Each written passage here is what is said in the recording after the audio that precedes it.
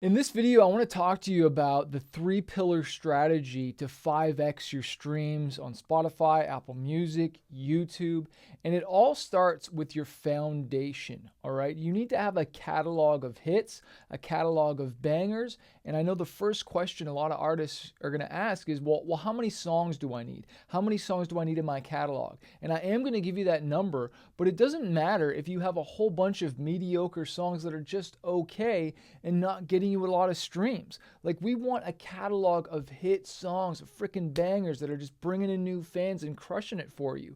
And the reason I say this is because I looked at my 10 most streamed songs in the last 30 days. In the last 30 days, we got 1,037,638 streams just from 10 songs. Now, I have hundreds of songs, but 1,000,000 plus streams came from 10 of them. And my most streamed song in the last 30 days got almost 400,000 streams. It got 392,000 streams. My second most popular song got 188,000 streams. And then if we go all the way down to my 10th most streamed song, only 44,000 streams. So can you imagine if I had more songs that were getting me 400,000 plus streams every 30 days, right? Like, I don't just want a whole bunch of songs of 44,000. I want to be in the six figures. And no matter where you're at in your career, it doesn't matter, but I just want to encourage you, like, there's a bigger number out there for you. You know, you can dream bigger. Like, I want 1,000,000 streams on each song, right? Like, we got to think bigger and stop thinking smaller. But we can't just put a whole bunch of songs out there and just hope that things work. We want to be strategic. And so I would say, like, if you're just getting started in your career, you want to have a good album's worth of songs. That's like 10 to 12 songs. That way, when you're marketing and pushing one of the songs, that people are going and finding the other songs and they're listening to you, and then everything gets a lift. Because that's exactly what I do when I find a new artist and I like one of their songs. I'm like, what else do they got? I was listening to the new Linkin Park song that came out yesterday. And right after that song played, the last newest song came out. Like, I'm going to dive deeper and go through the songs and listen to them. But if you don't have any catalog at all, well, then you're wasting a lot of money. And that doesn't mean that you can't market your one or two or three songs that are out there. Yes, you want to market them, but the more you have great catalog, the more the streams are just going to multiply. And sometimes we just don't know which song is going to take off. I've had 3, 4, 5-year-old songs that all of a sudden, boom, just take off.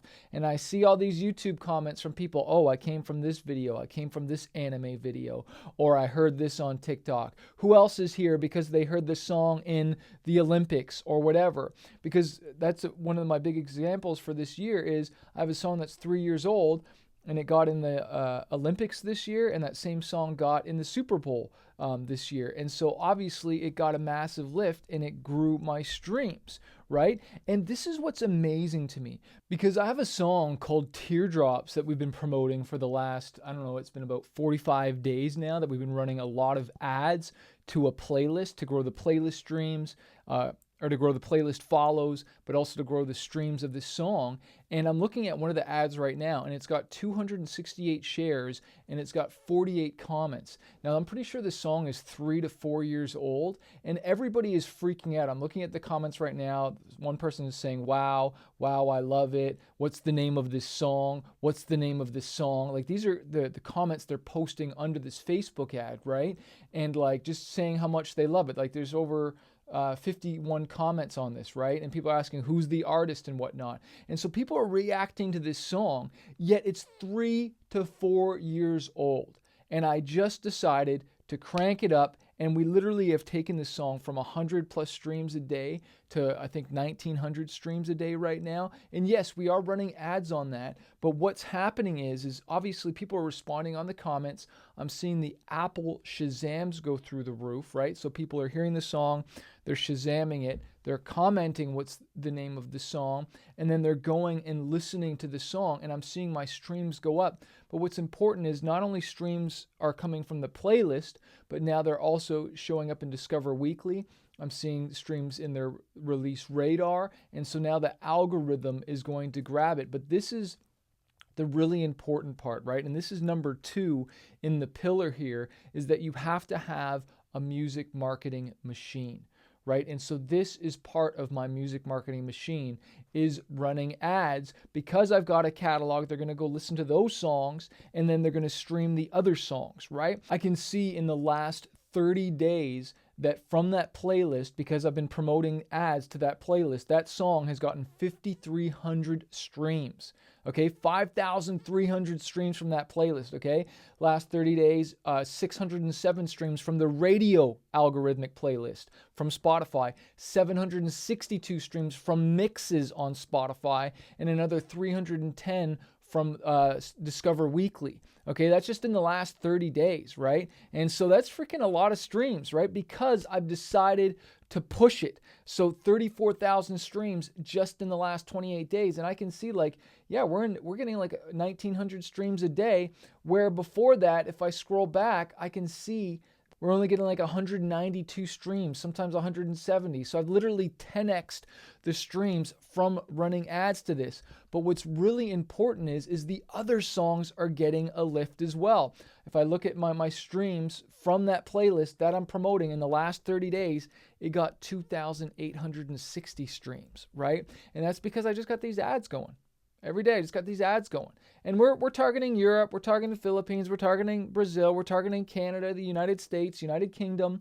You know, we're doing like a wide spread of all the countries, right? And just letting it grow. You know, some of the different ad sets are like $5-10 a day, $12 a day. It's Canadian dollars, so maybe that's $8-10 a day on different ad sets. And just letting that run in the background and growing my career. Now, what's really important is that I don't just do this for 30 days, okay? And that is really the minimum, but I want to do this for 90 days. I want to keep it up there. I want the algorithm to get enough data for a long enough period of time, and I'm investing. I've got my budget set aside to invest in this long enough so that when I do take my foot off the gas, that is still going to keep getting the streams. Now, what's really important as well is I'm not just running ads.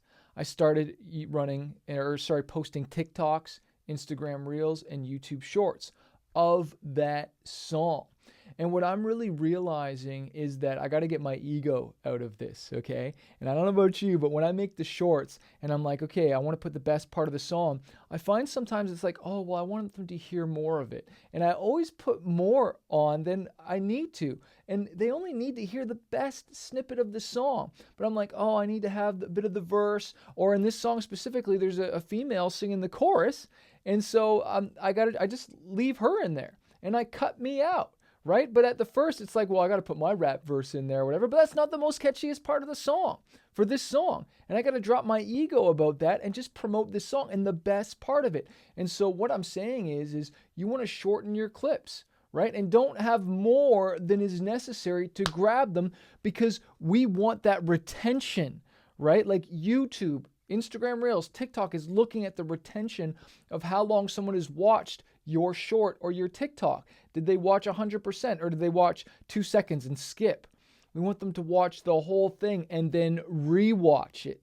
That's why on your YouTube Shorts, you can see the average watch time, and it'll sometimes be over 100%. Sometimes it'll be 120%, 150%. How is that possible? That's because people rewatched it and rewatched it and rewatched it. And when your clip is shorter and the hook is addictive and it just kind of loops itself, well, then that's how you get your retention up. And then people start sharing that thing and more people are watching it. And that's how something goes viral.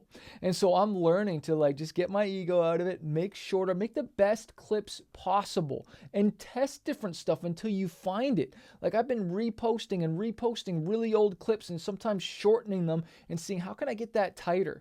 How can I put a better PVOV, point of view, and have a better hook? Right? How can I start this at a better part of the song? What's a better caption that I can put? Right? And you got to think through this. What's a better thumbnail that I choose for the YouTube short or for the TikTok cover or the Instagram reel cover, right? Because when people are scrolling, we got to do everything we can to get them in there. And it all starts with the cover, right? I always say people don't hear you first, they see you first. And when they're scrolling the feed and they're looking at your cover, this is my album cover, right?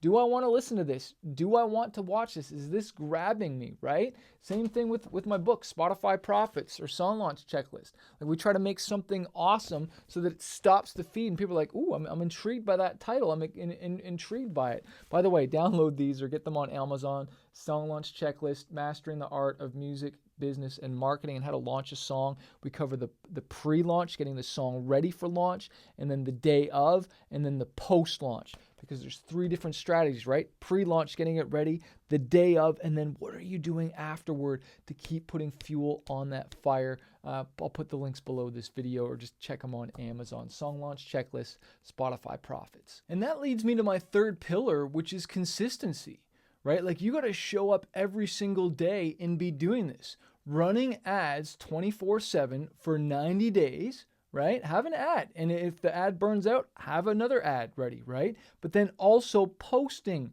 for 30 to 90 days. And I don't want 30. Let's go 90 days. That's a real commitment. That's consistency, right? To go for 90 days and really look at it. But we're not looking at just running ads, the wrong ads. You want to make sure that you're running the right ads. You've got my Facebook ad template, Spotify ad templates. We have tons of training on there. And really it comes down to split testing. And it comes down to taking the best organic content that you're posting, whatever performed best, that's what you test as an ad. And you always try and beat that ad. And you never run just one ad. You always run at least 2 to 3 ads at a time inside of an ad set. So Facebook can decide, okay, this is the one that is performing better, and then it starts moving all the budget over to the ad that's working the best. But once you have an ad that's working, like we're just letting that thing run. I haven't changed it in the last 40 days. At the beginning, the first 2 weeks, I was adjusting and trying stuff, but then when I got it, I just let that sucker run. And now I'm being consistent. So consistent running ads, consistent posting and trying different things, right? And different posts to try and get it. And the other thing that's really hard, and I struggle with this, and let me know, but I feel like I jump from songs too much. Just be honest, I do. I don't post the same song enough and really push it to TikTok, push it to Reels for it to just finally fire off. Like I've even had some people post, why isn't this thing viral yet? And like we get tired of our own marketing before other people do. And Gary Vaynerchuk says this, like when you feel like you're shouting at the top of your lungs, people are just starting to hear you. And we've got to get out of our brain like, oh, I'm posting too much of the song. And there's a story about a guy, I think it was, I can't remember the artist's name, but someone like kind of dissed him because they're like, hey, dude, you've posted this song like 16 times. And he was discouraged. He was like, man, I don't want to post this next one. And then he goes and posts it, and that's the one that freaking goes viral. So we got to stop being scared of these trolls that live in their mom's basements, okay? Hey, and there's nothing wrong if you live in your mom's basement. I lived in my mom's basement for years, and then I went and bought my mom a house and blessed her because I didn't have a dad growing up. So you got to take care of your mama. But my point is, don't listen to those trolls. You want to listen to God, listen to your calling, listen to your heart, and you post it because you believe in that song, right? But you got to be consistent long enough. The last thing you got to be consistent as is releasing music, releasing songs on a consistent basis. And there's a lot of advice out there. Do I release a song every week, every 2 weeks, 3 weeks, every month, every 2 months? I've found and looked at the data for me, 1 week is way too much. No one can keep that up, and especially when you're trying to grow and you're not, you rush it. You can barely get your pitch in. You have a chance of missing the algorithm, and you'd have to schedule that out. Like I have a song coming out tomorrow. If I had a song coming out a week from tomorrow, that means I would already have to have it distributed and scheduled to come out next week. So then right when tomorrow hits, I've got to make sure I pitch that to the release radar, or else I'm going to miss on getting editorial playlist, triggering the algorithm, and it's stressful, and it doesn't give you enough time to really market and push the song, right? And so I've found what's worked best for me is 3 to 4 weeks. 3 to 4 weeks is great. Sometimes, honestly, I feel like 4 weeks is a long time because we are doing a lot of marketing in between the songs. But so 3 weeks has been a good rhythm for me. But 4 weeks really allows you to squeeze the juice out of that song and really market it. So you're posting, you're doing your lyric video, you're doing your ads, you've added it to playlists, really to see some data and then move on and promote another song. If you're still watching, I want to show you one more amazing thing that happened from running ads and posting content. So if I'm in my YouTube channel here and I click on content and I search Teardrops and I find this music video and I click analytics, and let's change this from since published to the last 90 days. So as you can see here, I was only getting about 17, 20 views a day. When I turned ads on, I went to 30 views, then 50, and then it kept going up to the point right now we're getting 200 views a day. Now this is on top of everything that's happening. So sometimes when we're looking at the data, we're only looking at Spotify, but look at all the lifts that we got. We got lifts not on just Spotify, but the other songs on Spotify, Apple Shazams, YouTube now as well here. And I bet you if I went and looked at Amazon, and if I look at July, we're getting like a few streams a day, even in August. And then all of a sudden, boom, we're getting up to like 32. And now we're way higher. So everything has gotten a massive lift.